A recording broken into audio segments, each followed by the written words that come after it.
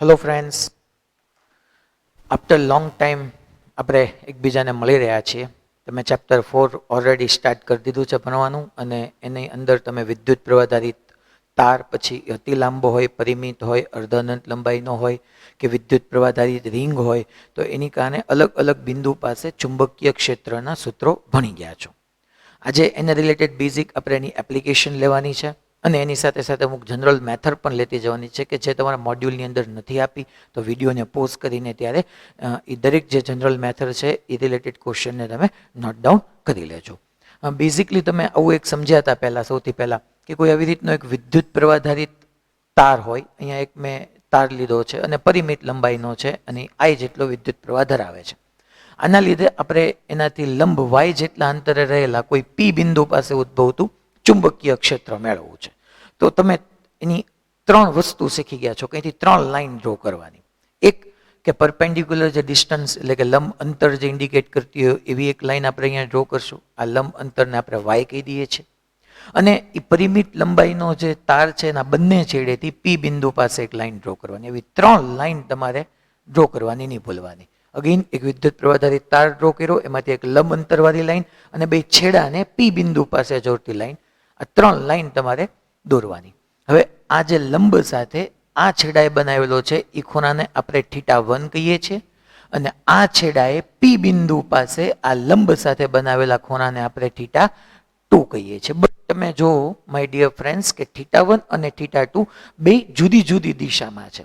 આપણે આને નામ સપોઝ એ અને બી આપી દઈએ, તો એ છેડાએ પી બિંદુ પાસે લંબ સાથે, એ છેડાએ પી બિંદુ પાસે લંબ સાથે સમઘડી દિશામાં θ1 કોણ બનાવ્યો છે, જ્યારે બી બિંદુએ બી છેડાએ પી બિંદુ પાસે વિષમઘડી દિશામાં, that means anti clockwise θ2 angle બનાવેલો છે. અને ડેટ્સ વાય તમે આનું equation B is equal to μ0I upon 4πy sin θ1 plus sin θ2, આવું તમે ઓલરેડી સમજી ગયા છો.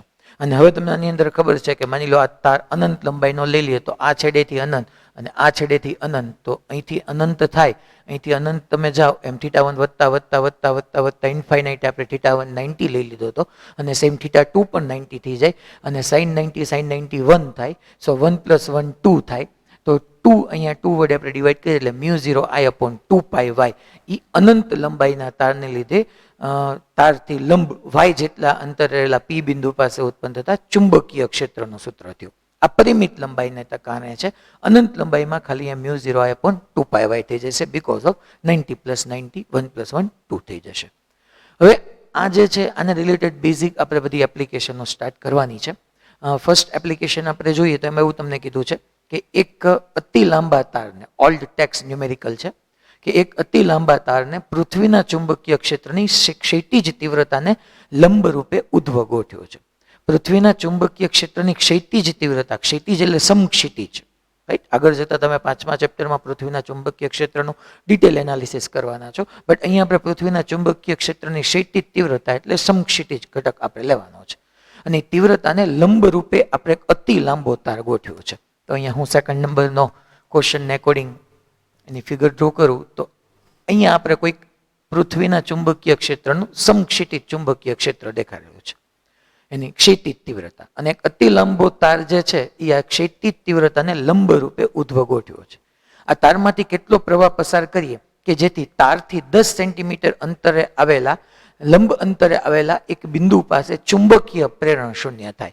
એટલે તારને હું આમ ગોઠવીશ, કારણ કે તારને એને લંબ રૂપે ગોઠવવાનો કીધો છે. એટલે જો મેં ટપકું કર્યું, આનો મતલબ એમ કે આ તાર આમ છે, આ બોર્ડ જે છે અથવા તો તમારું પેજ હોય એને લંબ રૂપે આમ બહાર તરફ આવે છે, અને પ્રવાહ પણ બહાર તરફ આવશે. એ કેમ ખબર પડે સાહેબ માં પ્રવાહ બહાર તરફ આવતો હશે, હમણાં સમજાવું. બટ આ તારને આમ કેમ ગોઠવો એનું કારણ શું? કારણ કે એને ઓલરેડી ક્વેશ્ચનમાં કીધેલું છે કે તાર જે છે એ પૃથ્વીના ક્ષૈતિજ તીવ્રતાને લંબ રૂપે છે. તો પૃથ્વીના ચુંબકીય ક્ષેત્રની ક્ષૈતિજ તીવ્રતા મેં એક્સમાં દોરી, તો મારે તાર તો એક્સ સિવાય કોઈ પણ લંબ રૂપે જ ગોઠવવો પડે, તો મેં આવી રીતે ગોઠવ્યો. હવે તાર આમ છે ને એમાંથી પ્રવાહી બહાર તરફ આવી રહ્યો છે. કેમ બહાર તરફ આવી રહ્યો છે? કારણ કે એને એમ કીધું છે કે લંબ અંતર કે જે તમને 10 સેન્ટીમીટર કીધેલું છે, તો એ તારથી 10 સેન્ટીમીટર જેટલા લંબ અંતરે આવેલા આ પી બિંદુ પાસે કુલ ચુંબકીય ક્ષેત્ર જો તમે શૂન્ય થાય છે. આપણે એ જ એને પૂછ્યું છે કે કેટલો આપણે પ્રવાહ પસાર કરીએ. તાર આપણે વિચારી લીધો કે તાર આમ છે, પણ એમાંથી કેટલો પ્રવાહ પસાર કરવો જોઈએ કે જેથી કરીને પી બિંદુ પાસે ચુંબકીય પ્રેરણ શૂન્ય થાય. બટ એની માટે મેં કીધું એમ કે પહેલા પ્રવાહ કઈ દિશામાં આવશે એ નક્કી કરવું પડે. એ આપણે નક્કી કર્યું બહાર તરફ આવશે.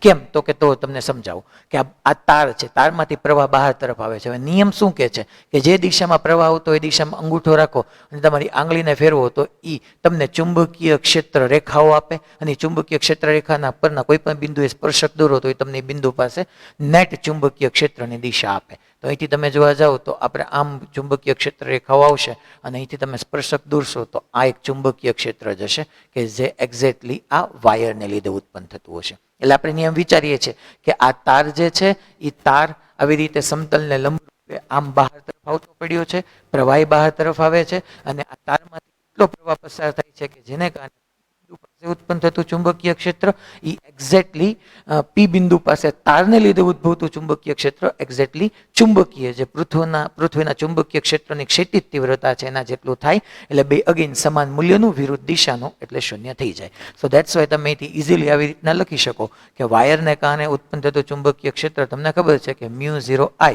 અપોન 2πy અનંત લંબાઈનો છે એટલે 2πy જ આવવાનું છે. અને એ એક્ઝેક્ટલી પૃથ્વીના ચુંબકીય ક્ષેત્ર જેટલું થઈ જાય. અને જે તમને પૃથ્વીના ચુંબકીય પ્રેરણનું મૂલ્ય જો આપ્યું છે 0.36 ઇન્ટુ 10⁻⁴ ટેસ્લા, અને અહીંથી તમારે આઈને કરતા બનાવો તો 0.36 મલ્ટીપ્લાય 10⁻⁴ મલ્ટીપ્લાય 2πy એટલે 10 ઇન્ટુ 10⁻² હું કરી નાખું, મીટર સેન્ટીમીટરને મેં મીટરમાં કન્વર્ટ કર્યું, અને μ0 એટલે 4π ઇન્ટુ 10⁻⁷. તો જો અહીંથી આ 2 કટ થઈ જશે એટલે અહીંયા 0.18 આવશે, રાઈટ. અને 0.18 મલ્ટીપ્લાય આપણે તમે જોવા જાઓ તો -7 ઉપર આવે તો +7, 7 - 4 એટલે આપણે કહી દઈશું 3, અને અહીંયા 10⁻1 તો છે તો અગેન 10 આપણે કહી દઈશું -1, તો દેટ મીન્સ કે અહીંયા 10⁻2 થઈ જશે. તો 18 એમ્પિયર એ તમારો ઈ પ્રવાહ મળી જશે કે એટલો પ્રવાહ ધરાવતો તાર તમે પી બિંદુથી 10 સેન્ટીમીટર અંતર રાખો એટલે એટલું ચુંબકીય ક્ષેત્ર તારને કારણે ઉત્પન્ન થશે જે એક્ઝેક્ટલી પૃથ્વીના ચુંબકીય ક્ષેત્ર જેટલું હતું, અને પી બિંદુ પાસે કુલ ચુંબકીય ક્ષેત્ર શૂન્ય થઈ જશે. બીજું એમાં એવું પૂછ્યું છે કે આ બિંદુની સામેની બાજુએ તારથી 10 સેન્ટીમીટર અંતરે પરિણામી ચુંબકીય પ્રેરણનું, તો સામેની બાજુ એટલે એક્ઝેક્ટ અહીંયા આપણે વિચારી લઈએ તો અહીંયા આપણે 10 સેન્ટીમીટર અંતરે બીજું એક પી ડેશ નામનું બિંદુ લઈ લઈએ તો અગેન પૃથ્વીના ચુંબકીય ક્ષેત્રની જે સમક્ષિતિજ ચુંબકીય ક્ષેત્ર છે તો આ તરફ છે જ તે, અને અગેન પ્રવાહ બહાર તરફ આવે છે. પી બિંદુ પાસે જો સ્પર્શક ડાબી બાજુ જશે, એમ કરતા કરતા લાવો તો જો પી ડેશ પાસે તમે જો ક્ષેત્ર રેખા આમ જાય છે આમ, અને સ્પર્શક દોરશો તો એ આ દિશામાં વાયરને લીધે આવશે. તો પી બિંદુ પાસે ઉત્પન્ન થતું ચુંબકીય ક્ષેત્રને એકોર્ડિંગ હવે આપણે પી ડેશ બિંદુ પાસે ઉત્પન્ન થતું ચુંબકીય ક્ષેત્રમાં બેનો સરવાળો કરી દેવાનો આવશે એટલે BH + BW બે સમાન દિશામાં જ આવશે. ઓલરેડી BH તમને આપ્યું છે અને મલ્ટીપ્લાય 2 કરી નાખશો એટલે તમને એનો આન્સર મળી જશે. એટલે તમે સમજી ગયા હશો કે અહીંથી આપણે આમ પ્રવાહ બહાર લીધો, અહીંયા આ તરફ ગયું તો અહીંયા તમે જો ચુંબકીય ક્ષેત્ર પી ડેશ પાસે ચુંબકીય ક્ષેત્ર રેખાઓ આમ છે ને એને સ્પર્શક દોરશો તો આ વાયરને લીધે ઉત્પન્ન થતો ચુંબકીય ક્ષેત્ર એક્ઝેક્ટલી પૃથ્વીના ચુંબકીય ક્ષેત્રના સમક્ષિતિજ ઘટકની દિશામાં જ મળશે. નેક્સ્ટ ક્વેશ્ચનમાં આગળ વધીએ. આ બધું એનું સોલ્યુશન છે. હવે 2.1 રિલેટેડ ન્યુમેરિકલ છે, સેમ આપણે જોયો એના જેવો જ છે એટલે હોમવર્કમાં છે. 2.2 આના જેવો જ છે એટલે હોમવર્કમાં છે. 2.3 પણ આવો છે એટલે હોમવર્ક. 2.5 આપણે સમજીએ. 2.5 ની અંદર શું કહે છે જોવો તમે કે 4 × 10⁻⁴ ટેસ્લાનું બાહ્ય ચુંબકીય પ્રેરણ ધરાવતા વિસ્તારમાં 30 એમ્પિયરનો કરંટ ધરાવતા લાંબા સુરેખ વાહક તારને મૂકેલ છે. જો બાહ્ય ચુંબકીય ક્ષેત્ર વિદ્યુત પ્રવાહની દિશાને સમાંતર હોય તો વાહક તારથી 2 સેન્ટીમીટર દૂર ઉદ્ભવતું પરિણામી ચુંબકીય પ્રેરણ કેટલા ટેસ્લાનું થશે? તો એને જે રીતની આપણને વાત કીધી છે એવી રીતના આપણે એક નિયમિત ચુંબકીય ક્ષેત્ર લઈએ. 2.5 આપણે લઈએ છીએ. આ નિયમિત ચુંબકીય ક્ષેત્ર છે કે જેનું મૂલ્ય તમને 4 × 10⁻⁴ ટેસ્લાનું સમાન ચુંબકીય ક્ષેત્ર છે. એટલે 4 × 10⁻⁴ ટેસ્લાનું નિયમિત ચુંબકીય ક્ષેત્ર, અને 30 એમ્પિયરનો ધરાવતા લાંબા સુરેખ વાહક તારને એની અંદર આપણે મૂકેલો છે. તો બાહ્ય ચુંબકીય ક્ષેત્ર વિદ્યુત પ્રવાહની દિશાને સમાંતર છે, એટલે બાહ્ય ચુંબકીય ક્ષેત્ર વિદ્યુત પ્રવાહની દિશાને સમાંતર છે. તો આવી રીતના એક વિદ્યુત પ્રવાહ ધારિત તાર પર મેં લઈ લીધો. તો આને કારણે આપણને હવે એમ કીધું છે કે તો તારથી 2 સેન્ટીમીટર અંતરે, તો આ તારથી આપણે 2 સેન્ટીમીટર અંતરે, તો 2 સેન્ટીમીટર અંતરે બાહ્ય ચુંબકીય ક્ષેત્ર તો છે જ, તે બી એક્સટર્નલ તો છે જ, રાઈટ. હવે તારને કારણે ઉત્પન્ન થતું ચુંબકીય ક્ષેત્ર આપણે મેળવવાનું છે.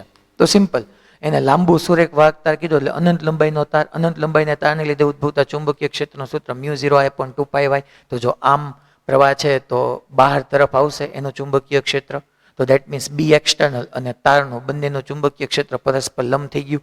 તો પરિણામે ચુંબકીય ક્ષેત્ર B is equal to simple, તમને એનું મૂલ્ય પૂછ્યું છે તો √BY² પ્લસ બી એક્સટર્નલ જે છે એનો સ્ક્વેર, સિમ્પલ. અને વાયરને એટલે કે તારને લીધે ઉદ્ભવતું ચુંબકીય ક્ષેત્ર તો સિમ્પલ μ0I/2πy. આઈ ઓલરેડી તમને એને આપણને 30 એમ્પિયર ગિવન છે, વાય ઓલરેડી ગિવન છે, વેલ્યુ મૂકો એટલે BW મળી જાય, પછી આગળ કેલ્ક્યુલેશન કરશો એટલે આન્સર મળી જશે. Next question. યસ, JEE એડવાન્સનો એક સરસ ક્વેશ્ચન છે, બરાબર આપણે એને સમજશું. આમાં એમ કહે છે 2 long parallel wires are at a distance 2D apart. They carry steady equal currents flowing out the plane of the paper as shown. પછી એમ કીધું છે the radiation of the magnetic field B along the line XX'. હવે અહીંયા આપણને એને બે વિદ્યુત પ્રવાહધારિત, બે સ્થિર અથવા તો સ્થાયી વિદ્યુત પ્રવાહધારિત આપણને એને તાર લેવાના કીધેલા છે. અને બંનેને આપણે અહીંયા જે બોર્ડ હોય અથવા તો તમારું પેજનું પેપર હોય એને લંબ રૂપે બહાર આવતી દિશામાં રાખવાના છે. ગુજરાતી હું સાથે સાથે તમને સમજાવતો જાઉં છું કે 2 લોંગ પેરેલલ વાયર્સ, બે અતિ લાંબા સમાંતર તારો અને એકબીજાથી 2D જેટલા ડિસ્ટન્સ પર રહેલા છે. ધે કેરી ઇક્વલ કરન્ટ્સ, સમાન પ્રવાહી ધરાવે છે. હવે એને એકોર્ડિંગ આપણે ફિગર બનાવીએ અહીંયા. તો એને જે કીધું છે એને એકોર્ડિંગ શું ફિગર બને કે આવી રીતના આપણે બે વિદ્યુત પ્રવાહધારિત તારો લઈએ છીએ, રાઈટ, અને આમ ગોઠવ્યા છે આપણે કે તાર જે છે એકબીજાથી 2D જેટલા અંતરે છે. આ ડિસ્ટન્સને હું ટોટલ 2D જેટલું ડિસ્ટન્સ કહી દઉં એટલે અહીંયા કેન્દ્ર પર અહીંયા DD આવી જશે. આ XX' કહી દઉં છું. આ જે લાઈન છે એને આપણે XX' કહી દઈએ છીએ. ઓકે, તો 2 long parallel wires at a distance 2D apart, એકબીજાથી 2D, અને આમ તાર છે, જે બીજી એક માર્કરે લઈ લઉં સાથે સાથે, આમ છે બે wire. Okay, they carry equal currents flowing out of the plane of the paper. સમતલમાંથી અથવા તો આપણું જે બોર્ડ છે અથવા તમારું જે પેજ છે એમાંથી લંબરૂપે બહાર આવે છે. The variation of magnetic field B along the XX', એટલે કે XX' અક્ષ પર આપણે ચુંબકીય ક્ષેત્રમાં થતો ફેરફાર. તો આને એકોર્ડિંગ એના ઇક્વેશનથી તમે અવેર છો કે B is equal two equation શું થશે μ0I/2πy ઓર R ઓર અહીંયા D કહી દઉં. તો B જે છે એ D ના વ્યસ્ત પ્રમાણમાં છે. હવે બીજી આપણે વાત અહીંથી આમ સ્ટાર્ટ કરીએ સમજવાની, તો તમને એને ક્લિયરલી કીધેલું છે. આને હું પહેલો વાયર કીધું, આને હું બીજો વાયર કીધું. બેમાંથી પ્રવાહ સમાન દિશામાં સમાન મૂલ્યનો છે, બહાર તરફ પ્રવાહ છે. તો અગેન તમને અતિ લાંબા તાર માટેની વાત ખબર છે કે જે દિશામાં પ્રવાહ પસાર થતો એ દિશામાં અંગૂઠો રાખો, તમારી આંગળીઓની આજુબાજુ ફેરવો એટલે પરિણામી ચુંબકીય, એટલે તમને ચુંબકીય ક્ષેત્ર રેખાઓ આપશે. એની ચુંબકીય ક્ષેત્ર રેખા પરના કોઈ પણ બિંદુએ દોરેલો સ્પર્શક તમને એ બિંદુ પાસે પરિણામી ચુંબકીય ક્ષેત્ર આપશે. તો ધેટ મીન્સ કે અહીંયા આપણે જે દિશામાં જે તાર છે એમાંથી બહાર તરફ પ્રવાહ આવી રહ્યો છે એ દિશામાં અંગૂઠો રાખો. તો જો આ પહેલા તારની જમણી બાજુ ચુંબકીય ક્ષેત્ર ઉપર તરફ છે અને ડાબી બાજુ ચુંબકીય ક્ષેત્ર નીચે તરફ છે. એટલે અહીંયા તમે વિચારવા જાઓ ને તો પહેલા તારને કારણે ઉત્પન્ન થતા ચુંબકીય ક્ષેત્ર B1 ઉપર તરફ છે અને પહેલા તારને લીધે ઉત્પન્ન થતું ચુંબકીય ક્ષેત્ર B1 નીચે તરફ છે. અહીંયા તમે ચેક કરવા જાઓ તો જો આ તારની તે જમણી બાજુ ચુંબકીય ક્ષેત્ર ઉપર તરફ છે, જમણી બાજુ ચુંબકીય ક્ષેત્ર ઉપર તરફ છે, અને આ તારની ડાબી બાજુ જુઓ તમે ચુંબકીય ક્ષેત્ર અહીંયા નીચે તરફ છે. હવે બેમાંથી પ્રવાહ સમાન પસાર થાય છે એટલે બે માટે તમે જોવા જાઓ તો I સમાન μ0/2π ટોટલ છે. બેયનું બે તારથી આ કેન્દ્ર સુધીનું અંતર એ સમાન એટલે કેન્દ્ર પાસે તો પરિણામી ચુંબકીય ક્ષેત્ર શૂન્ય થઈ જવાનું છે બે તારને લીધે. કારણ કે આ કેન્દ્ર પાસે પહેલા તારને લીધે ઉપર છે, બીજા તારને લીધે નીચે છે, બેની દિશા વિરુદ્ધ છે, મૂલ્ય સમાન આવવાનું કારણ કે I અને D બે માટે સમાન છે. તો ધેટ મીન્સ કે 4 ઓપ્શનમાંથી મારે પહેલા તો એવા ઓપ્શનો નક્કી કરવા જોઈએ કે જેમાં વચ્ચેના બિંદુએ નેટ ચુંબકીય ક્ષેત્ર શૂન્ય થતું હોય. તો એમાંય થાય છે, બીમાંય થાય છે, સીમાં ડીમાં, તો ઓલમોસ્ટ બધામાં કેન્દ્ર પાસે ચુંબકીય ક્ષેત્ર શૂન્ય થાય છે. કયા કેન્દ્ર? બે તારના કેન્દ્ર, બે તાર જે છે એના કેન્દ્ર પાસે. હવે આપણે વિચાર કરવા જઈએ તો પહેલા તારની જમણી બાજુ ઉપર છે અને બીજા તારની ડાબી બાજુ નીચે છે, એટલે એવા ઓપ્શન જોવા જઈએ તો એમાં ઓકે, બીમાં ઓકે, સી અને ડી નીકળી જશે, કારણ કે સીમાં જો બેના ચુંબકીય ક્ષેત્ર ઉપર છે અને ડીમાં બેના ચુંબકીય ક્ષેત્ર નીચે છે. એવું નથી, પહેલાનું ઉપર છે અને બીજાનું નીચે છે, એટલે અગેન સી અને ડી નીકળી ગયા. પહેલા આપણે કેન્દ્ર પાસે જોયું તો 4 4 આવતા હતા, પછી આપણે જ્યારે બીજા બેમાં એના કેન્દ્ર પાસે ને એકોર્ડિંગ ઉપર અને નીચે ચેક કર્યું તો સી અને ડી આવી ગયા. હવે એ અને બી માંથી તો એ અને બી માં બંનેમાં જુઓ તમે, પહેલા તારની નજીક ઉપર ચુંબકીય ક્ષેત્ર, બીજા તારની નજીક નીચે ચુંબકીય ક્ષેત્ર. હવે આપણે આમ આવી જઈએ આ બાજુ, તો પહેલા તાર પર આ તાર જે છે એની ડાબી બાજુ B1 ચુંબકીય ક્ષેત્ર નીચે છે, પણ અહીંયા B2 ની અસર તો હશે જ, ઓછી હશે પણ હશે તો ખરી, પણ એ તમે જુઓ નીચે જ આવે છે. જો તમે બીજા તારને કારણે આમ જોવા જઈએ તો એ નીચે જ આવે છે, એટલે અહીંયા B2 જે છે એ નીચે હશે. અહીંયા તમે ચેક કરવા જાઓ આ તારને કારણે, તો આ તારને કારણે તમે ત્યાં સામે ચેક કરવા જાઓ આની જમણી બાજુ, તો જો B1 ને કારણે ત્યાં ચુંબકીય ક્ષેત્ર ઉપર જ આવે છે.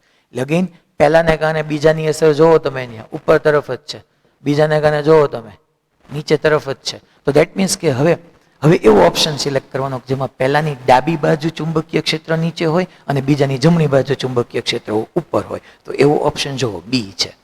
એટલે બીમાં જો હવે આમ પરફેક્ટ આમ જો કે પહેલાની ડાબી બાજુ બધું નીચે, પછી અહીંથી ઘટતું જાય એ વ્યસ્ત પ્રમાણમાં છે, એટલે તમને આલેખનો આકાર ખબર જ હોય, કેન્દ્ર પાસે 0, અહીંયા નીચે અને અહીંયા ઉપર, એટલે બી એ આપણો કરેક્ટ આન્સર થઈ ગયો. આગળ વધીએ. નેક્સ્ટ ક્વેશ્ચનથી જો બધી જનરલ મેથડ સ્ટાર્ટ થાય છે, એટલે આની માટે બેટર છે કે તમે વ્યવસ્થિત જે કોઈ તમને ઇમ્પોર્ટન્ટ લાગતું હોય એ બધું વિડીયોને પોઝ કરીને જરૂર લાગે તો તમારા મોડ્યુલમાં લખતા જજો, બીકોઝ ઓફ પછી તમારી પાસે અવેલેબલ નહીં થાય. હવે જનરલ મેથડમાં એને પહેલો ક્વેશ્ચન આપણને શું કીધો છે જો આપણે જોઈએ કે એક સુરેખ વિદ્યુત પ્રવાહ ધારિત તારમાંથી 3 એમ્પિયરનો પ્રવાહ વહે છે.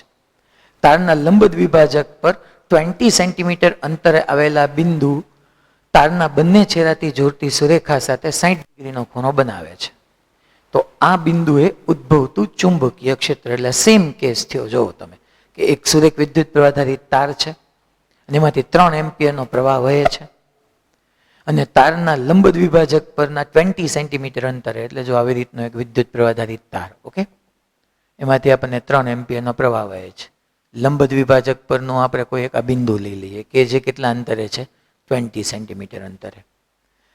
બિંદુ તારના બંને છેડાને જોડતી રેખાએ 60 ડિગ્રીનો ખૂણો બનાવે છે, એટલે આ છેડો અને આ છેડો ટોટલ 60 ડિગ્રીનો ખૂણો બનાવે છે. એટલે θ1 જે છે એ 30 થઈ ગયો અને આ θ2 પણ 30 ડિગ્રી થઈ ગયો. તો આ બિંદુએ ઉદ્ભવતું ચુંબકીય ક્ષેત્ર, એટલે પી બિંદુ છે, તો પી બિંદુ પાસે ઉત્પન્ન થતું ચુંબકીય ક્ષેત્ર BP = μ0I upon 4πy sin θ1 plus sin θ2. આ ઇક્વેશનને એપ્લાય કરશું તો μ0I એટલે તમને ખબર છે 3, 4πy એટલે 20 સેન્ટીમીટર એટલે 20 × 10⁻² મીટર થઈ ગયું. θ1 30 છે, sin 30 plus sin 30, sin 30 1/2 થાય તો 1/2 plus 1/2 એટલે 1 થઈ જશે. તો આને એકોર્ડિંગ તમે હવે કેલ્ક્યુલેશન કરવા જશો તો અહીંયા તમે જો અહીંયા 4π × 10⁻⁷ થશે, એટલે 4π કટ થઈ ગયા, એટલે 3 × 10⁻⁷ upon 20 × 10⁻². કેલ્ક્યુલેશન કરશો એટલે બી બિંદુ પાસે તમને પી બિંદુ પાસે ઉત્પન્ન થતું ચુંબકીય ક્ષેત્ર મળી જશે. પણ મેં કીધું એ વાત 3 નહીં ભૂલવાની કે એક તમે જે વિદ્યુત પ્રવાહ ધારિત તાર હોય ને તે 3 લાઈન ડ્રો કરવાની. એક એનું લંબ અંતર દેખાડતું હોય, જે બિંદુ પાસે ચુંબકીય ક્ષેત્ર જોતું હોય એ બિંદુ અને તારથી લંબ અંતરે એક લાઈન ડ્રો કરવાની, અને એ પી બિંદુ પાસે બાકીના 2 છેડાઓને જોડવાના અને એ ખૂણાઓને ધ્યાનમાં લેવાના. આ ખૂણાને ધ્યાનમાં આપણે લેશું નહીં. તો તમને એને એકોર્ડિંગ જો અહીંયા કેલ્ક્યુલેશન છે તે તમારી સમક્ષ 3μ0/4π 20 × 10⁻². μ0 ને આમ નામ રાખો તોય કોઈ ક્વેશ્ચન નથી, એને આમ નામ રાખ્યો છે તો આપણે આમ નામ રાખશું. નેક્સ્ટ ક્વેશ્ચન, આમાં એમ કે છે જનરલ મેથડની અંદર કે આકૃતિમાં દર્શાવ્યા પ્રમાણે વિદ્યુત પ્રવાહ ધારિત તાર AB ના લીધે પી બિંદુ પાસે ઉદ્ભવતું ચુંબકીય ક્ષેત્ર. તો આવી રીતનો એક એ બી તાર છે અને તમને પી બિંદુ પાસે ઉત્પન્ન થતું ચુંબકીય ક્ષેત્ર મેળવવાનું કીધું છે. હવે અગેન આપણી ઓલી જે વાત છે આ વિદ્યુત પ્રવાહ તાર જ છે કે જેમાંથી આપણે વિચાર્યું હતું 1 એમ્પિયરનો આપણે પ્રવાહ લઈ લઈએ અહીંયા.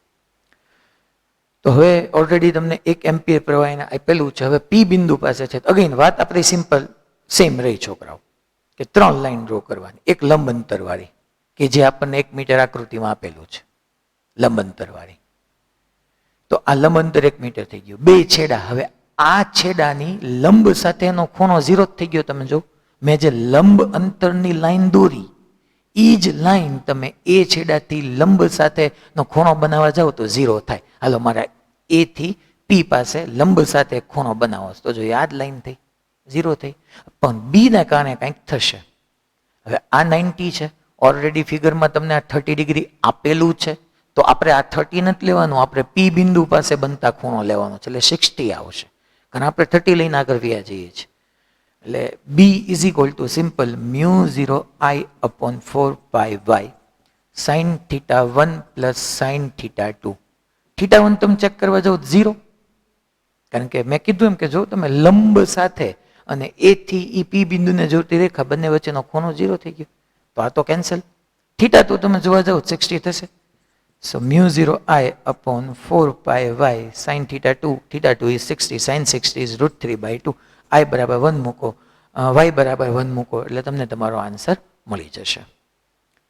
નેક્સ્ટ ક્વેશ્ચન, એને અકોર્ડિંગ જો તમને બધું કેલ્ક્યુલેશન ઓલરેડી આપેલી છે. દિશા આપણે જોવી હોય તો દિશા તમે અહીંયા આવી રીતના મેળવી શકો કે ભાઈ બહાર આવતી દિશામાં થશે, રાઈટ?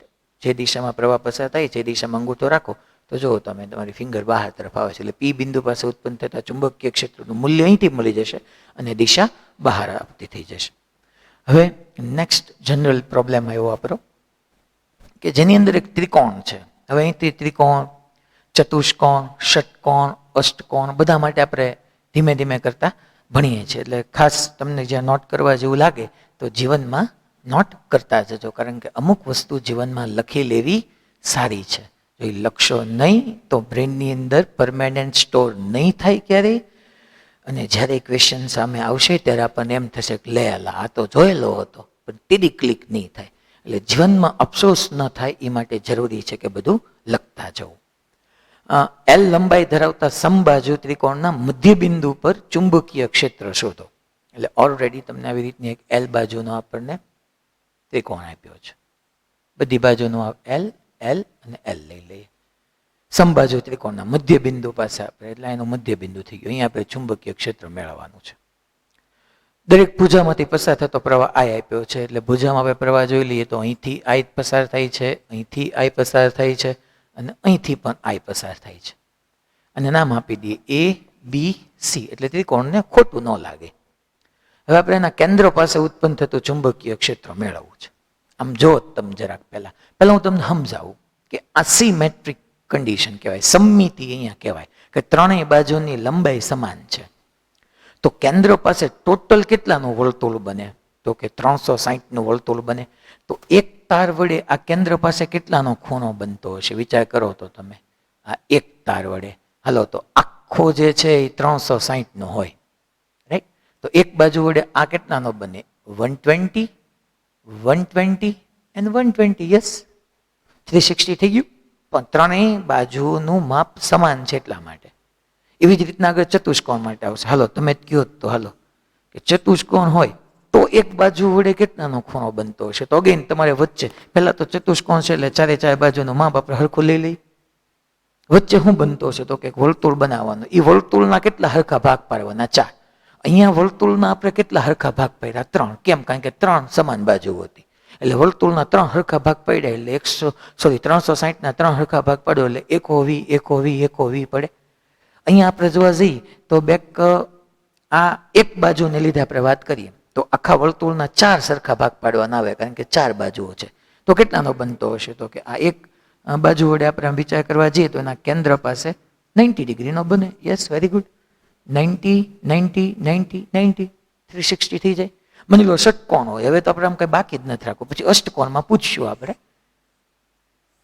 આમ જો તમે આમ કેન્દ્ર પાસે છે, હે બધાનું માપ તો હરખું જ હોય તો 360ના કેટલા ભાગ પડાય? Yes, very good. 6. મને ખબર છે તમે બધા ઘરેથી બોલો છો, મને સંભળાય છે તમારો અવાજ. તો અહીંયા આપણે 6 ભાગ પાડો તો આ એક ભાગ કેટલાનો બનશે? 60નો. આનો 60, આઈ 60, આઈ 60, 60, 60, 60. ઓકે, તો આ જનરલ મેથડમાં આ ખાસ સમજવા જેવું હતું. હવે આને અકોર્ડિંગ તો પછી તમને દિશા આવડતી હોય, સૂત્ર આવડતા હોય તો બસ જીવનમાં કશું જ નથી.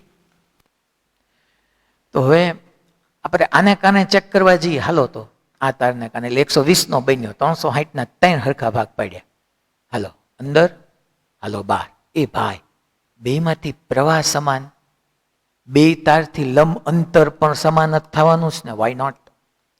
તો પછી દિશા વિરુદ્ધ અને મૂલ્ય સમાન, તો નેટ બે તારને કારણે તો 0 થઈ જશે. આ લંબ અંતર આપણે દોરી નાખીએ અહીંથી આવી રીતના, આઈ વાય અને આઈ વાય. તો જુઓ તો આ તારને કારણે અંદર તરફ, કયા તારને કારણે? એબી ને કારણે અંદર, અને એસી ને કારણે બહાર. જે દિશામાં છે કોકને એમ થાય કે લે સાહેબ તમે અહીંથી અંદર છે, એસી તારની જમણી બાજુ અંદર છે, પણ એની કેન્દ્રવાળી બાજુ માટે બહાર છે. ઘણા એમ તો લે સાહેબ તમે આ આંગળી ફેરવો છો, ખચર ખચર કરો છો, તો અહીંથી અંદર જાય છે. પણ જ્ઞાન જ જોવું તારું ડોહું, આપણે અહીંયા જોવાનું છે. અહીંથી જુઓ તમે બહાર આવે છે, અહીંથી જુઓ તમે અંદર જાય છે, એટલે ત્યાં નેટ 0 થઈ જશે. એટલે એબી ને એસીની શું કામ ખોટી આપણે ગણતરી કરવી? આપણને ખબર જ છે ઇક્વેશન વાઇઝ જોવા જાવ તો μ0i/4πy, આઈ બેમાં સમાન, બેનું લંબ અંતર સમાન, θ1 θ2 સમાન છે, તો એ બેનું 0 જ થઈ જવાનું. તો ખાલી બીસીના કારણે મેળવાય. એટલે અમુક વસ્તુ શું છે તમારે આ તમને શીખરાવે છે ફિઝિક્સની અંદર અમુક નહીં કરવાનું. આમાં કેમ અમુકને નહીં ગણવાનું, એમ અમુક નહીં કરવાનું જે આપણને આ ફાવતું હોય નહીં. μ0i/4πy પરિમિત છે એટલે આ ઇક્વેશન મારે વાપરવું પડશે, sin θ1 + sin θ2. હાલો μ0i, આઈની આપણને કાંઈ વેલ્યુ નથી આપી, ભલે આમ નામ રહ્યું. 4π વાયની જગ્યાએ શું થશે? તો પહેલા તો જો હવે એ વિચારીએ, θ1 θ2 એટલે વાય આપોઆપ આવી જશે. θ1 θ2 કોની સાથે બને? તો કે ઓલી લંબ લાઈન સાથે. તો કે આ BC, આ બ્લુ કલરની આ વાય વાળીની લંબ લાઈન, આ θ1 જો સમઘડીમાં અને જો વિષમઘડીમાં, જો બે જુદા જુદા ખૂણે બને છે, ધ્યાન રાખતા રહેજો. મેં સૌથી પહેલા સ્ટાર્ટિંગમાં તમને કીધું છે. તો આ આખો કેટલાનો બન્યો? તો આપણે હમણાં કીધું હતું 3 ભાગ પાડ્યા હતા, એકોવીના. તો આ એક કેટલાનો થશે? આઈ 60 ડિગ્રીનો થશે અને આઈ 60 ડિગ્રીનો થશે. બે 60 ડિગ્રીના થવાના છે ઇક્વલ. તો હવે આ જે છે એ 90 છે, તો આ કેટલાનો થવાનો છે? 30 ડિગ્રી. આઈ કેટલાનો થવાનો છે ભાઈ? 30 ડિગ્રીનો. તો સિમ્પલ μ0i/4πy વાય પછી મેળવશું, બટ પહેલા θ1 sin 60 કરી દઉં, એટલે θ1 ની જગ્યાએ 60 પ્લસ θ2 ની જગ્યાએ પણ 60. અને વાય મેળવવા માટે tan 30 નો એપ્લાય કરાય કે tan 30 બરાબર સામેની બાજુ છેદમાં પાસેની બાજુ. તો સામેની બાજુ એટલે આપણે એની લંબ અંતર વાય કહી દઈએ છીએ, અને પાસેની બાજુ તો આખાનું L છે તો અડધું આવશે, તો L/2. તો y = L/2 and tan 30 again તમને યાદ હોવા જોઈએ કે ભાઈ આપણે sin 30/cos 30 કરીએ, તો sin 30 1/2 અને cos 30 √3/2. તો એને અકોર્ડિંગ તમને શું મળશે? તો કે 1/√3 મળશે. સો y = L/2√3 થઈ ગયું. તો અહીંયા મૂકી દો y = L/2√3. સો 2√3 μ0i/4πL sin 60 again √3/2 અને √3/2. તો √3/2 plus √3/2 એટલે 2 times of √3/2 થશે. 2 કેન્સલ અને √3 × √3 3 થઈ જશે, અને 3 × 2 6, 6/4 એટલે 3/2 થશે. Right, 3/2 μ0i/πL. અહીંયા y ની જગ્યાએ આપણે L મૂકી દીધું છે, એટલે પાઈ અને આ. ઓકે, અને દિશા વાઇઝ જોવા જઈએ તો જો જે દિશામાં પ્રવાહ છે એ દિશામાં અંગૂઠો રાખ્યો તો આંગળીઓ બહાર તરફ આવી, એટલે બહાર તરફ એટલે તમને ખબર છે કે તમે ટપકા વડે દર્શાવો છો. કોઈ ચુંબકીય ક્ષેત્ર બહાર તરફ આવતું હોય તો ટપકા વડે, અને અંદર તરફ જતું હોય તો સોંકડી એટલે કે ક્રોસ વડે આપણે દર્શાવીએ છીએ. તો માની લો આને અકોર્ડિંગ તમને આવું પણ પૂછી શકે કે સપોઝ આવું કંઈક હોય, રાઈટ, એક વિદ્યુત પ્રવાહ આધારિત મેં સમબાજુ ત્રિકોણ લીધો, આમ આમ આમ, એ બી સી, બધાની બાજુ L L L. હાલો કેન્દ્ર માટે હાલો ચેક કરવા જાઓ. અંદર ખચર, અંદર અંદર, એટલે ત્રણેયનું અંદર ગયું. તો પછી 3b કરી નાખવાનું, એકનું મળે એને ગુણ્યા 3 કરી નાખવાનું. બીજું જીવનમાં હોય શું?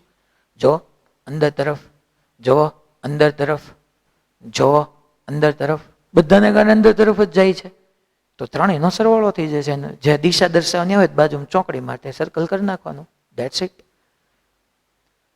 તો એવો જો તમને આપ્યો જ છે કે ટોટલ 3B થાય, એમાં કરંટ આમ લીધો છે, આપણે કરંટ આમ લીધો છે, બરાબર. એટલે તમને બીજો એક MCQ મળી ગયો સામે. બટ ટૂંકમાં જો ત્રણેયનું સમાન દિશામાં જતું હોય તો એડિશન એટલે કે સરવાળો થાય. નેક્સ્ટ ક્વેશ્ચન, ષટકોણ વાળો છે, જનરલ મેથડ જ છે બટ ષટકોણ વાળી છે. તો આમાં તમને એમ કીધું છે કે એ બાજુવાળા એક ષટકોણમાંથી આકૃતિમાં દર્શાવ્યા પ્રમાણે I જેટલો વિદ્યુત પ્રવાહ પસાર થાય છે. તો ષટકોણના કેન્દ્ર પર ચુંબકીય ક્ષેત્ર મેળવો. એટલે આપણે અહીંયા ષટકોણના કેન્દ્ર પર ચુંબકીય ક્ષેત્ર મેળવવાનું છે. અગેન આ બધું ખાસ નોટ કરતા જજો, મેં પહેલા તમને કીધું એમ. તો અહીંયા આપણે આવી રીતના ષટકોણ લઈએ.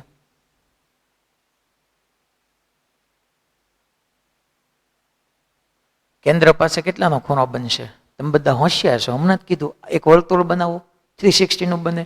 કેટલા ઇક્વલ પાર્ટ? 6 ઇક્વલ પાર્ટ કરો એટલે 60-60 થશે. આની અંદર ઓલરેડી ફિગરમાં તમને કરંટ આ ડિરેક્શનમાં આપ્યું છે. તો અહીંયા કેટલાનો ખૂણો આખો બનવાનો છે? 60. બટ આપણે બે લાઈન ડ્રો નથી કરવાની, 3. એક ઓલી લંબવાળી આપણે અહીંયા રહી ગઈ જોવા, તો એ વાય. તો હવે 60ના કેટલા ભાગ? લંબ દ્વિભાજક એટલે 60ના કેટલા ભાગ પડશે? 2. I 30 અને I 30. ઓકે. તો એકને કારણે અંદર તરફ છે, બધાને કારણે અંદર તરફ જ છે. જો તમે આપણે આમ ચેક કરતા જઈએ, ખચર ખચર ખચર, તો બધાને કારણે અંદર તરફ જ જાય, બધાને કારણે અંદર તરફ જ છે. તો બધાનો સરવાળો થવાનો છે, એટલે એકને કારણે મેળવીએ. તો આપણે અહીંયા નામ આપીએ ABCDEF. તો પેલા AF ને લીધે O બિંદુ પાસે ઉદ્ભવતું ચુંબકીય ક્ષેત્ર મેળવીએ.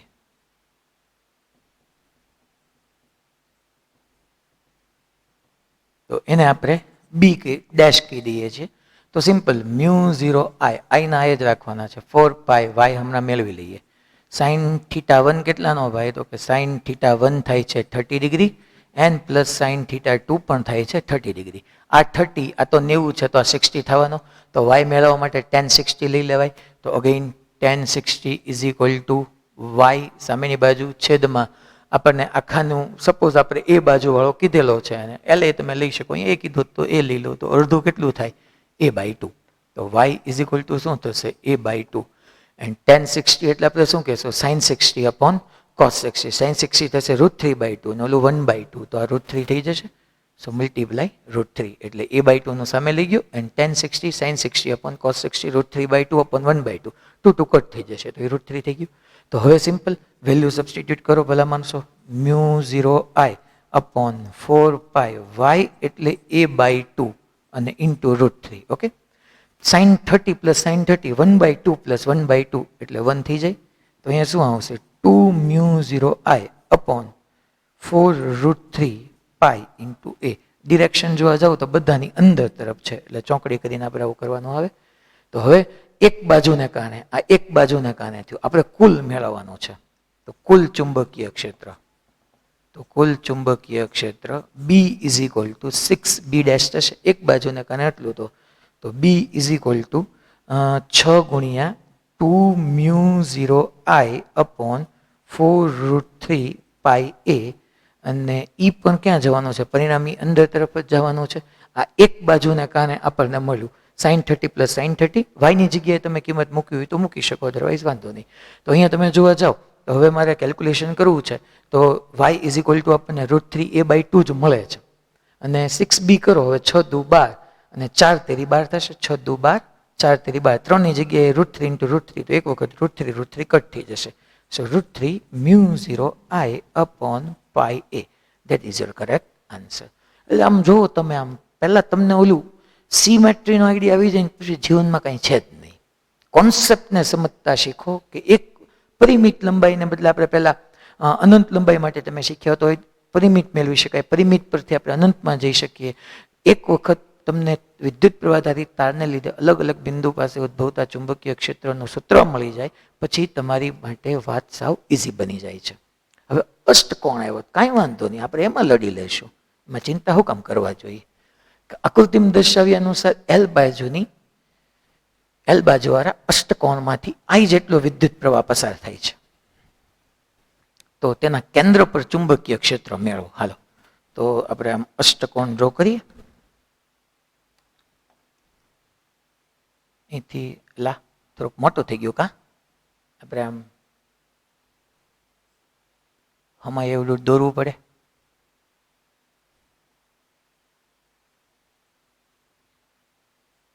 One 2 3 4 5 6 7 8. Okay, very good. Centre. હવે અહીંયા આમ ઓલું વિચારવા માંડજો કે એક બાજુ વડે કેટલો ખૂણો. હાલો હાલો ઝડપ કરો. બધી બાજુનું માપ તો હરખું. હવે કેન્દ્ર પાસે કોઈ એક બાજુ વડે કેટલાનો ખૂણો આંતરાય ઈ એક તમારે નક્કી કરવાનો છે. તો હાલો આપણે નક્કી કરીએ. એક બાજુ વડે કેટલાનો ખૂણો? તો કે ભાઈ પહેલા આપણે આમ ડ્રો કરીએ 3 લાઈન અને આ લંબ એટલે આપણી માટે y થઈ ગયું. આ 90 છે એ તો આપણને ખબર જ છે. હવે હાલો તો હવે આપણે શું કરશું? 360 ના 8 સરખા ભાગ પાડવાના. વિચારો 360 ના 8 સરખા ભાગ કેટલા પડશે? 45. Yes, very good. 8 ચોકો 32 થાય, 8 પંચા 40, 360 થઈ જાય. એટલે એક બાજુ વડે, આખી બાજુ વડે આ કેન્દ્ર પાસે કેટલાનો ખૂણો બનશે? 45 નો. તો લંબ દ્વિભાજક પાસે બે અડધા અડધા ભાગ થઈ જશે ને. આને આપણે કહીશું 22.5 ડિગ્રી અને આને પણ આપણે કહીશું 22.5 ડિગ્રી. બંને બાજુ વડે તમે જોવા જાઓ, બંને છેડા વડે કેટલાના ખૂણા બન્યા? 22.5 ડિગ્રી, 22.5 ડિગ્રી. અગેન 360 ના મેં 8 સરખા ભાગ પાડ્યા. 45 અને લંબ દ્વિભાજક હતા એટલે બીજા બે અડધા અડધા ભાગ પડ્યા, 22.5 અને 22.5. તો આને એકોર્ડિંગ કોઈ એક તારને લીધે ઉત્પન્ન થતું ચુંબકીય ક્ષેત્ર B' બરાબર μ0I upon 4πy sin θ1 plus sin θ2. I ના I રાખીએ છીએ. y કેમ મેળવાય? તો કે અહીંયા હવે પછી આને શું કામ ખોટું કેલ્ક્યુલેટ કરવા જોજો? અહીંથી જ આપણે લઈ લઈએ ને કે tan 22.5 ડિગ્રી એટલે શું થાય? સામેની બાજુ છેદમાં પાસેની બાજુ. તો સામેની બાજુ એટલે આપણે શું લખશું? તો કે આની આપણે L લંબાઈ કીધી છે, અડધું કેટલું થાય? તો કે L/2 થાય સામેની બાજુ. અને પાસેની બાજુ શું થશે? y. તો y ઇઝ ઇક્વલ ટુ શું થઈ જશે? L/2 tan 22.5 degree. y નું સામે લઈ જાઉં છું અને લઈ ગયો. હવે તમારે 22.5 ની વેલ્યુ જોવી પડશે. એટલે 4πy ની તમે અહીંથી વેલ્યુ સબસ્ટિટ્યુટ કરી દેજો. અને sin θ1 θ2 કેટલાનો થયો? 22.5 પ્લસ sin 22.5. સિમ્પલ. તમે હવે sin 22.5 ની એની વેલ્યુ સબસ્ટિટ્યુટ કરશો એટલે તમને આન્સર મળી જશે. નેક્સ્ટ ક્વેશ્ચનમાં કે આર બાજુ ધરાવતા ચોરસના કેન્દ્ર પર ચુંબકીય ક્ષેત્ર શોધવું છે. હવે ચોરસ આવ્યું એટલે અગેન આપણી જે વાત છે એ અહીંયા ઈની ઈ જ રહેવાની છે કે ચોરસ છે. તો ચોરસમાં આપણે શું કરશું કે આ એના કેન્દ્ર પર ટોટલ આખું કેટલું વર્તુળ બનાવે? 360 નું. ચોરસ એટલે કેટલી ભાગ પાડવાના? 4 સરખા ભાગ પાડવાના. એટલે એક બાજુ વડે કેટલાનો ખૂણો બનશે? 90 ડિગ્રીનો ખૂણો બનશે. તો જો આ ચોરસ અને પ્રવાહ આપણને આનકા આપ્યો છે તો આપણે આનકા લઈ લઈએ. પેલા બધાને કારણે કેન્દ્ર પાસે ચુંબકીય ક્ષેત્રની દિશા જોઈ લઈ. અંદર અંદર અંદર અંદર. તો પરિણામી બધાનું ક્યાં જવાનું? અંદર જ જવાનું. હવે આ 3 લાઈન મેં ડ્રો કરી, રાઈટ? એક વચ્ચેથી લંબ, એક આ છેડેથી, એક આ છેડેથી. આખો કેટલાનો ખૂણો બનવાનો? આખો તો કે એક બાજુ વડે કેટલાનો? તો કે 4 બાજુ હતી, 360 ના 4 ભાગ પડ્યા. એક આખી બાજુ વડે કેન્દ્ર પાસે કેટલાનો બને? 90. તો એના બે હરખા ભાગ પાડો એટલે કેટલાનો બને? 45. આ 90 હોય ને આ કેટલાના થઈ જવાના છે? 45. તો સિમ્પલ. કોઈ એક બાજુ વડે B' is equal to μ0I upon 4πy sin θ1 plus sin θ2. Okay. હવે તો કે ભાઈ y માટે આપણે શું કરશું? તો કે tan 45 ને લઈએ છીએ. તો tan 45 એટલે સામેની બાજુ y ને છેદમાં પાસેની બાજુ. આપણને r બાજુ વાળું કીધું છે તો આપણે આને કેટલું કહી દઈશું? r/2. તો tan 45 બરાબર સામેની બાજુ y અને પાસેની બાજુ r/2. તો y ઇઝ ઇક્વલ ટુ શું થયું? r/2. tan 45 1 થઈ જાય. તો ધેટ મીન્સ કે μ0I આમ નામ રાખશું આપણે. 4π y ની જગ્યાએ હું મૂકી દઉં છું r/2 અને sin θ1 sin 45 પ્લસ sin 45. તો sin 45 એટલે 1/√2 1/√2 એટલે એ શું થઈ જશે? 2/√2. એટલે √2 લખાય એટલે 2 ને ઉપર લઈ જાઓ તો 2√2 μ0I/4πr થશે. હવે એનો જવા દઉં છું. એટલે સિમ્પલ sin 45 પ્લસ sin 45 એટલે 1/√2 પ્લસ 1/√2 એટલે 2/√2. 2 ની જગ્યાએ √2 × √2 લખ્યા એટલે કટ થઈ ગયા. તો 2 × √2 આવી ગયો. 2 છેદનો છેદ અંશમાં જાય. બટ આ તારને લીધે આવ્યું. કુલ ચુંબકીય ક્ષેત્ર આપણે જોતું હોય, કુલ ચુંબકીય ક્ષેત્ર, તો B net is equal to 4 times of B dash થશે, રાઈટ. અને આના 4 વડે મલ્ટીપ્લાય કરો તો 4 4 કટ થઈ જાય. So B that is equal to 4 લખવાની કોઈ રિક્વાયરમેન્ટ નથી, 2√2 μ0I/πr. તો જો 2√2 μ0I/πr. બટ માની લો આની અંદર પ્રવાહ જે છે એ કંઈક એવી રીતે હોત કે અહીંયા સિમ્પલ તમને અહીંયા હું આવી રીતના સમજાવી દઉં. આવી રીતનો ક્યાંક પ્રવાહ વહેતો હોય જે તમને નીચે આપેલું છે કે અહીંથી 2I કરંટ એન્ટર થયો, અહીંથી 2I કરંટ બહાર આવ્યો. બે સરખા ભાગમાં પ્રવાહ વહેંચાવાનો છે, તમને ખબર જ છે. તો જો હવે તમે ચેક કરવા જાઓ, આને કારણે બહાર, એની સામેના તારને કારણે અંદર. અહીંથી બહાર આવે પણ આપણે અહીંયા કામ છે એટલે રિકીપ. જો તમે અહીંયા જોવાનું કેન્દ્ર પાસે, બહાર, અંદર, પૈત્યું, અંદર, બહાર, પૈત્યું, તો 0 થઈ જાય. એટલે અહીંયા પ્રવાહની જેમ નથી એટલે 0 આવી જાય. એટલે જનરલ પ્રોબ્લેમની અંદર તમને આ આપ્યું છે, આ કેસ એક ખાસ જોઈ લેજો. નેક્સ્ટ ક્વેશ્ચન સેમ એમ્સમાં પૂછાયેલો હતો અને સેમ આ જ છે, તમે એક વખત જોઈ લેજો આનો answer. Next question, yes, general મેથડની અંદર હવે આપણને એક અલગ પ્રકારનો થોડો ક્વેશ્ચન છે, સમજીએ આપણે આને. કે સમાન તારમાંથી બનાવેલ એક ચોરસ, એટલે ચોરસ છે, આકૃતિ, ચોરસ લૂપ આકૃતિમાં દર્શાવ્યું છે. શિરોબિંદુ એ અને બી વચ્ચે એક બેટરી જોડવામાં આવી છે. ચોરસની દરેક બાજુની લંબાઈ 2 મીટર છે. એમાં પ્રવેશ કરતો પ્રવાહ 4 એમ્પિયર છે. આ ચોરસના કેન્દ્ર પર ચુંબકીય ક્ષેત્ર શોધો. અને તમને એવું કીધેલું છે કે here each wire has 1 ohm resistance. દરેકનો આપણે 1 ઓહમ અવરોધ અહીંયા લઈ લઈએ છીએ. તો સિમ્પલ જે ફિગર છે એ ફિગરને એકોર્ડિંગ આપણે આગળ વધીએ. અગેન અહીંયા તમારી પાસે આવી રીતનું એક ચોરસ છે. અહીંથી આપણે 4 એમ્પિયર કરંટને એન્ટર કરીએ છીએ. અહીંથી બહાર આવે છે. આ એ છે, આ બી છે, આ સી છે ને આ ડી છે. ઓકે, અહીંથી કંઈક કરંટ જવાનો, અહીંયા ત્રણેયમાં સેમ જવાનો, કારણ કે એસી, સીડી અને ડીબી એ વાયર બધા સિરીઝમાં એટલે કે શ્રેણીમાં થશે, એમાં પ્રવાહ સમાન હશે. હવે એબીમાં પ્રવાહ કેટલો થશે એ જોઈએ, પણ બધાને કારણે પહેલા ચુંબકીય ક્ષેત્રની દિશા જોઈએ. જો ક્યાં પૂછ્યું છે એને, તો આ ચોરસના કેન્દ્ર પર ચુંબકીય ક્ષેત્ર, કેન્દ્ર પર. હાલો ભાઈ, એસીને કારણે અંદર, સીડીને કારણે અંદર, ડીબીને કારણે જે દિશામાં પ્રવાહ પસાર થાય છે દિશામાં અંગૂઠો અંદર. અહીંથી બહાર આવે છે પણ અહીંયા કાંઈ કામ નથી, અહીંયા કામ છે અંદર. ત્રણેયને કારણે અંદર થશે અને આના કારણે જો તમે બહાર થશે. એટલે આ એબીને કારણે બહાર, એબી તારને કારણે કેન્દ્ર પાસે ચુંબકીય ક્ષેત્ર બહાર તરફ આવશે, બાકીના ત્રણેય કારણે અંદર જશે. તો પહેલા એબીને કારણે મેળવે, પણ એબીમાં પહેલા પ્રવાહ મેળવવો પડશે. તો પ્રવાહ છે તમને ખબર છે, ઓલા ઇન્વર્સ રેશિયો ને એકોર્ડિંગ ડિસ્ટ્રીબ્યુટ થાય છે. તો IAB is equal two net પ્રવાહ, કુલ પ્રવાહ કેટલો 4. આનો આપણે રેઝિસ્ટન્સ છે એ સિમ્પલ, અને આપણે આર કહી દઈએ. આ આર બધાનો સિમ્પલ જ સમાન જ છે, 1 ઓહમ. એટલે આર બધા 1, R1, R1, R1 બધા 1 જ છે. તો હવે સિમ્પલ આની અંદરનો કરંટ હું લઉં છું તો રેઝિસ્ટન્સ બાકીના બ્રાન્ચનો આવશે. તો આર આર આર એ ત્રણેય સિરીઝમાં આવે એટલે 3R થાય. અને આરની બરાબર હું 1 મૂકી દઉં છું તો એ 1 લખવાની જરૂર નથી. એટલે સિમ્પલ ઓલું ઇક્વેશન હતું ને, IAB ઇઝ ઇક્વલ ટુ કુલ પ્રવાહ, પછી જે બ્રાન્ચમાં વહેતો હોય એની સિવાયનો અવરોધ લેવાનો, છેદમાં R1 પ્લસ R2.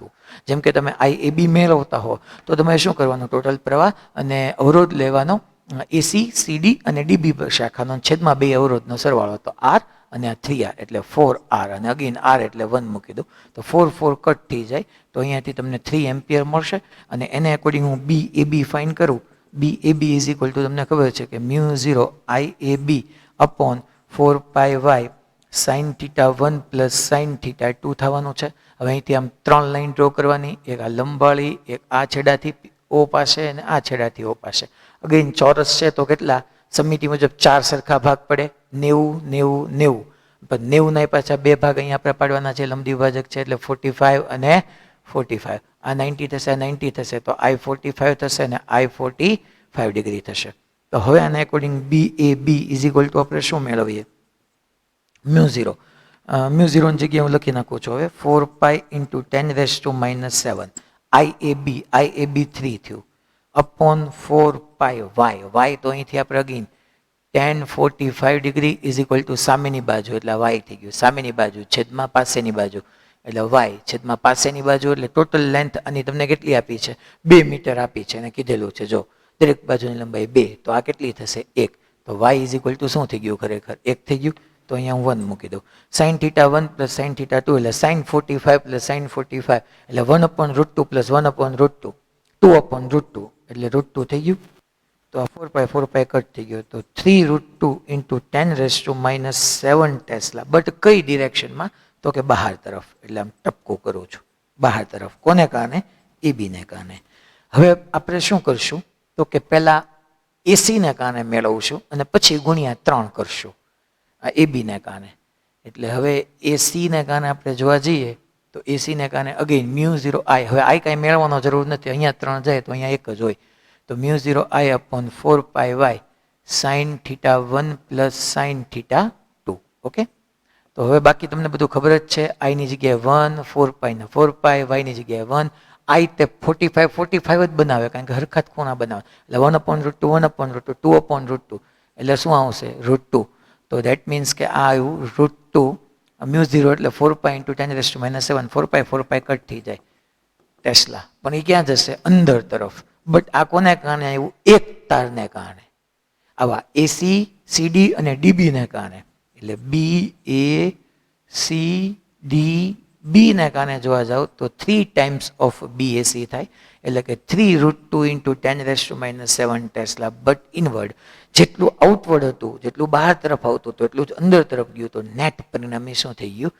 0 થઈ જશે એટલે નેટ એની પાસે 0 આવશે અને એકોર્ડિંગલી તમે પ્રવાહને અલગ અલગ રીતે વહેંચીને કેન્દ્ર પાસે બધાનો સરવાળો કરી શકો અને સામે ઓપોઝિટ હોય તો કેન્દ્ર પાસે પરિણામી ચુંબકીય ક્ષેત્ર 0 પણ થશે ઓકે યસ ગુડ ક્વેશ્ચન જેડબલી એડવાન્સ 2017 નો એક ક્વેશ્ચન છે સરસ ક્વેશ્ચન છે આની અંદર મેથેમેટિક્સથી તમે ક્લિયર હો તો કાંઈ પ્રોબ્લેમ નહીં આવે જો શું કહે છે કે સિમેટ્રિક સ્ટાર શેપ્ડ સિમેટ્રિક એટલે સમિત star shaped conducting wire loop is carrying a steady state current I as shown in the figure. Distance between the diametrically opposite vertices of the star is 4a. The magnitude of the magnetic field at the center of the loop is. તો તમને લૂપના કેન્દ્ર પાસે એને ચુંબકીય ક્ષેત્ર આપણને મેળવવાનું કીધું છે તો હવે અને એકોર્ડિંગ આપણે સ્ટાર્ટ કરીએ પહેલાં તો આવી રીતનું હું એક સ્ટાર ડ્રો કરું છું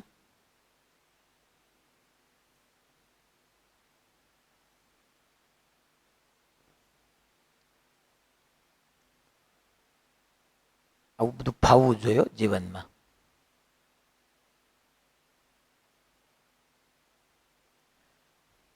કેમ પણ બાકી ઓકે હવે આપણને બે વ્યાસાંતના વિરુદ્ધ જે વ્યાસાંત છે એને કીધેલું છે જો the distance between two diametrically opposite vertices એટલે વ્યાસના અંતે રહેલા બે બિંદુઓ વચ્ચેનું એટલે આ ડિસ્ટન્સ તમે જો તો 4a છે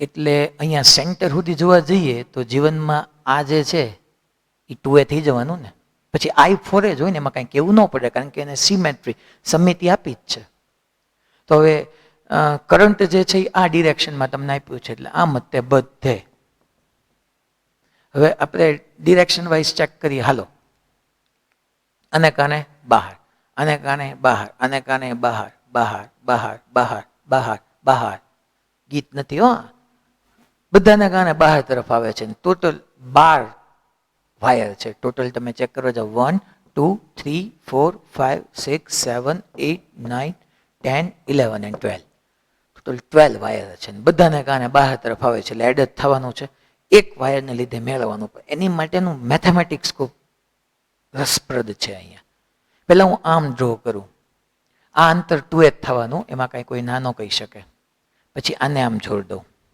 અને પછી આને આમ જોડ દઉં આમ કરું તમને કોઈને કંઈ વાંધો નહીં ઓકે હવે આને હું આમ જોડ દઉં તો કાંઈ વાંધો નહીં.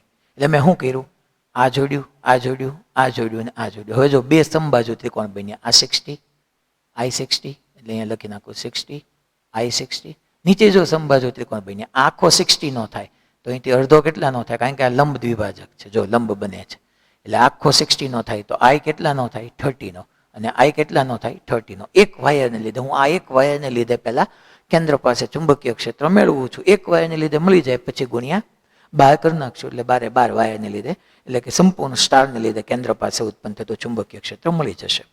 તો ચાલો, આ 90 હતું એટલે અહીંથી બે ભાગ પડ્યા, 30, 30.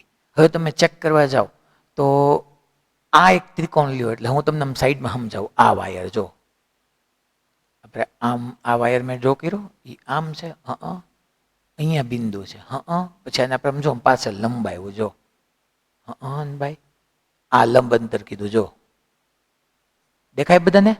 આ ઘરેથી હા બોલવાનું, આ દેખાય તમને? ઓકે. હવે આને કારણે આપણે વાત કરીએ, થોડુંક આમ, ઓકે, જો ત્રિકોણ બની ગયો મસ્ત, દેખાઈશ ને બધાને? આખો ત્રિકોણ તો આ 90 છે.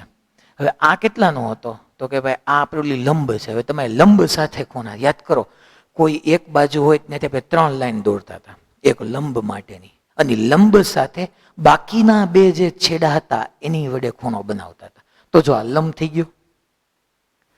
હવે આ એક ના બે છેડા વડે મારે લંબ સાથે બનતા ખૂણા લેવાના છે. હવે જો આ છેડા વડે લંબ સાથે બનતો ખૂણો તો છે જ તમારી પાસે 30 ડિગ્રી. હવે અહીંથી આ 60 જ બનવાનો છે. સેમ આ વસ્તુ અહીંયા કર્યું તો 60 બને, તો આ 30 થાય, તો આ 30 છે, આ 30, આ 90, તો આ આખો 60 થવાનો છે. તો આ કેટલાનો થવાનો, 30 જ થવાનો છે, કારણ કે 60, 30, 90, 180. એટલે સમજાય છે તમને? હવે લંબ કોણ થયું? આ લંબ થયું, કે જે એ છે, તમને ખબર છે ટોટલ ડિસ્ટન્સ 2a, તો આ એ થાય, ટોટલ 2a, તો આ એ થાય, લંબ અંતર મળી ગયું. એ લંબ સાથે આ એક તારના બે છેડા વડે બનતા ખૂણા મળી ગયા. જો આ તારના આ છેડા વડે લંબ સાથે 30 નો ખૂણો બન્યો, આ તારના આ છેડા વડે લંબ સાથે ટોટલ 60 નો ખૂણો બન્યો. દેખાય છે આપ સર્વેને? ઓકે.